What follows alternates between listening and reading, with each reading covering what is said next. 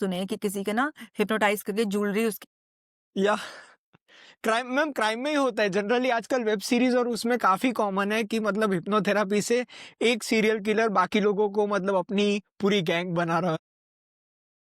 देखिए क्या है ना उसमें ना बहुत सारी चीज़ें हैं, जैसे अगर किसी की ज्वेलरी भी ले ले कुछ, तो कुछ ना स्मेल कराया जाता है या कुछ केमिकल्स ऐसे होते हैं जो कि ज़रूरी नहीं है कि एकदम पास से जाकर आपको किसी को खिला-पिला कर कुछ भी है, तो एयर में भी काम करते हैं। जो हुँ, कुछ टाइम के लिए आपके ब्रेन को इस तरह से फ्रीज़ कर देते हैं कि आप अपनी सेंसेस लूज़ आपका रैशनल माइंड काम करना बंद क्योंकि आप किसी को हिप्नोटाइज़ तभी कर सकते हैं जब वो हिप्नोटाइज़ होना चाहे। आप ज़बरदस्ती किसी को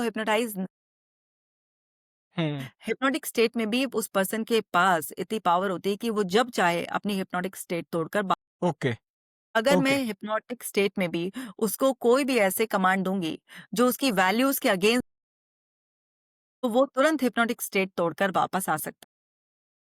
ऐसा नहीं है कि ओके, मैं किसी को हिप्नोटाइज़ करके किसी का मर्डर करवा दूँगी या किसी को ओके। हिप्नोटाइज़ करके उसको बोल दूँ कि तुम अपनी प्रॉपर्टी या तुम अपनी ज्वेलरी में ऐसा नहीं होता है।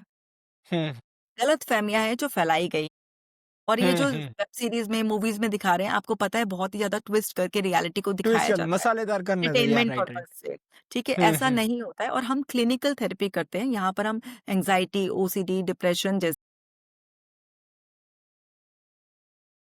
हुँ, हुँ।